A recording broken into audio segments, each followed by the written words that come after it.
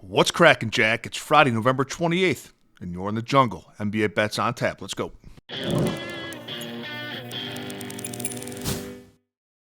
Greetings, everybody. Welcome back to the show. And if you're joining us for the first time, welcome to the jungle. You know, it's a huge slate in the NBA today. I'm going to break down my 5 favorite games, what I think are the 5 best games to bet on, complete with side and player prop for each one of them.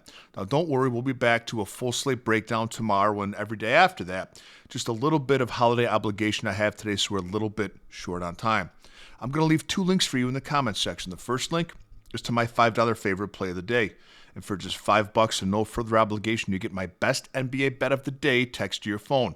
The second link is to my Black Friday sale. Now, ordinarily, a membership from the jungle for a year is $199. But until Saturday, tomorrow, day after Black Friday, it's 15% off. So until tomorrow, you can get a full year of all sports, all access, everything that I handicap, all my premium plays every day. You also get access to our members-only Discord and a direct line to me if you'd like me to opine on any other bet that you're considering placing. Today's video is brought to you by Outlier.bet, the top name in sports betting research, and by Red Lobster. Purchase a holiday gift card at the Red Lobster between now and December 25th and receive a Steven Seagal action figure complete with Kung Fu grip while supplies last only. Our journey on Black Friday begins in Atlanta with the Cleveland Cavaliers spotting the Hawks 5.5 points. The over-under is 237.5. Cleveland on the season 12-7, just 33% against the spread. Atlanta 11-8, 47% against the spread. Both teams reasonably healthy for this game.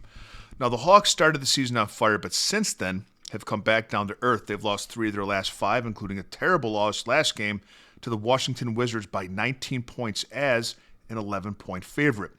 In each of their last 3 losses, the Hawks have failed to cover this number of plus 5.5. Cleveland started off slow, but has picked it up recently, winning 4 of their last 6 games. And in those 4 wins, they've won by this margin of 5.5. I like Cleveland minus the 5.5, but also consider Jalen Johnson of Atlanta over 20.5 points. He's gone over this line 71% of games this season. They haven't played since November 25th, so he's fresh, and it'll be up to him to keep pace with the Cavaliers' offense. Orlando plus 3.5 at Detroit. Over-under is 232.5. Pistons 15-3, 7-1 at home, and 67% against the spread this season. Pardon me. Orlando 11-8, 4-5 on the road, 50% against the spread. I like the Pistons minus the points. They're the best team in the East right now, and they've won by this margin of 3.5 points or better in their last 6 wins. Orlando, in all 8 of their losses this season, they failed to cover this margin of 3 plus 3.5, every single one of them. So all 8 of their losses have been by 4 points or more. So if you like the Pistons to win straight up, which I do, you like them to win by margin here.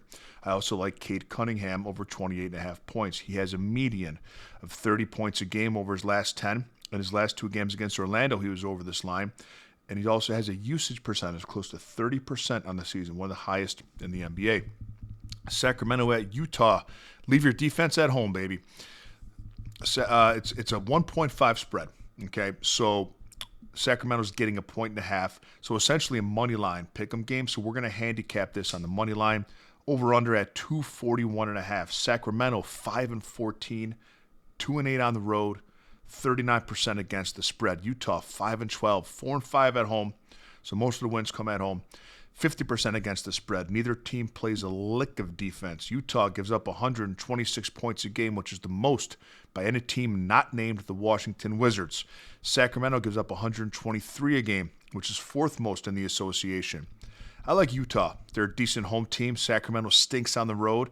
And in the highest scoring games that the Jazz have played this season, they've won. They beat the other 2 teams in the bottom 5 in points allowed, Chicago and the Pacers. Utah won super high scoring games in those. In the game against the Bulls that had 297 points, Utah won. And the game against the Pacers had 280 points. Utah won that as well. I like the Jazz on the money line. I think this game goes over the total. And I also like Keontae George of the Jazz over 20.5 points. San Antonio getting 8.5 on the road at Denver. Over-under is 237.5. San Antonio 12-5, 4-3 on the road, 50% against the number. The Nuggets 13-4, 7-2 at home, 65% against the number. So I would lay the points with Denver. I think they're a much better team than the Spurs without Wemby and Castle. And in their last 3 losses, the Spurs have lost them all by this margin of 8.5 or more. I think the line is short. I have the number closer to 10 with my own capping. I also like Peyton Watson of the Nuggets over 13.5 points.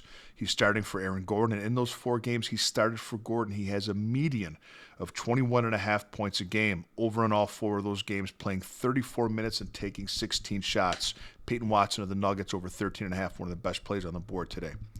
And last game we're going to look at today is the Luka revenge game. It's Dallas plus 10.5 in LA taking on the Lakers over under 230.5. Dallas is 5-14 on the season, 1-4 on the road, and 39% against the spread. Lakers 13-4, 5-2 at home, 69% against the spread. Lay the points with the Lakers. Luka revenge game, and the Mavericks simply cannot keep pace offensively with the Lakers. I don't think the Lakers will take their foot off the gas pedal against the Mavericks either for Luka's sake. And I like Luka over 41.5 points plus rebounds. Of all Luka's stats or stat combinations this year, his points plus rebounds is the one that hits the most. It hits 69% of the time. Have a great day, Jungle Nation, and I'll see you tomorrow with a little more money in your pocket.